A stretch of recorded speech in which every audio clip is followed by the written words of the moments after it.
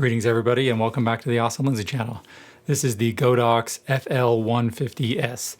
This is a flexible bi-color LED light panel. In full disclosure, Godox did send me this to make the review, but the opinions are my own.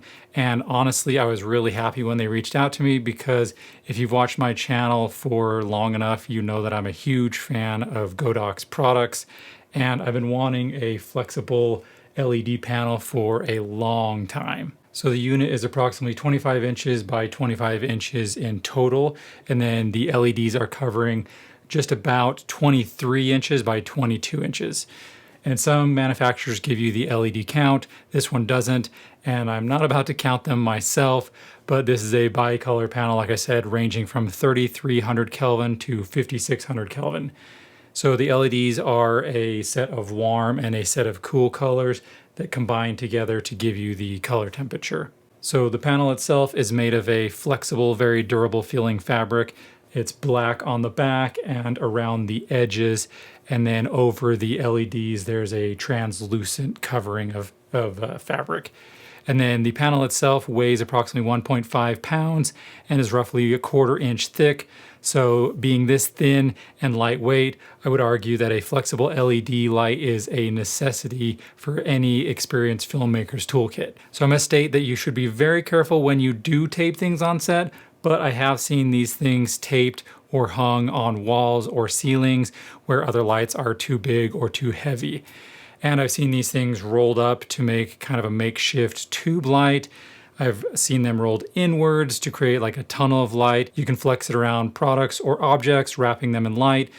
So there's just a lot that this light can offer. So let's talk about what comes in the kit. First off, everything comes in a carrying case, which I consider to be a nice gesture when companies do this, kind of brownie points. I'm curious what you guys think. Do you think it should be mandatory for companies to include cases, or do you consider it just a nice feature as well? Moving on from there, you have the power brick with the V-mount harness. Then you have a remote, you have the control unit itself, an X-mount holder, stand bracket, and then you have the light itself. And I love that they've included this little V-mount harness so you can attach the two together, and then you can hang them from the lanyard from the control unit, but it is still kind of an unruly mess.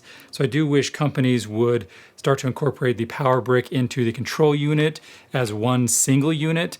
I'm sure some of the V-mount users may frown at the extra 1.5 pounds of extra weight, but I feel more people commonly use the mains power with lights like this and would probably welcome not having to deal with a separate power brick. So the other small complaint I had was the length of the cable running from the controller unit to the light itself. I wish it were a little bit longer, maybe 1 meter longer, especially when you have this light mounted up high or are booming it overhead for a wide shot. It kind of starts to defeat the purpose of a lightweight light if the power cable is so short that you have to keep the controller unit and everything mounted close by. And you also want to be careful how much weight you're hanging off this cable because the connections inside the light are a little bit delicate. So in terms of the control unit, it's a very straightforward unit. There's 4 controls. There's a power button, a group channel button, a brightness wheel, and a color temperature wheel. They all do exactly what they say what they mean, and they never play games with your heart. And then along with the controller unit, you can also control this light with the included remote. And then there's also built-in Bluetooth, so you can control the light via the Godox app as well. So in terms of light output, I measured a few different power ratios and everything. I'll put all that stuff down below, but I'll give you the common ones measured at 100% power from 1 meter away from the light panel itself, not with the softbox or anything on it, just the light panel. I measured 4,500 lux at 33 Kelvin. Again, 4,500 lux at 45 Kelvin, which is around the middle of the color spectrum on this light. And then at the high end, I measured 4,200 Kelvin at 56K. So if you guys do have any questions, I'll leave a link below for this light so you can check it out. If you guys do have any questions, leave them in the comments field as well. I'll do my best to answer those. I want to thank Godox again for sending this light out, and thank you guys for watching.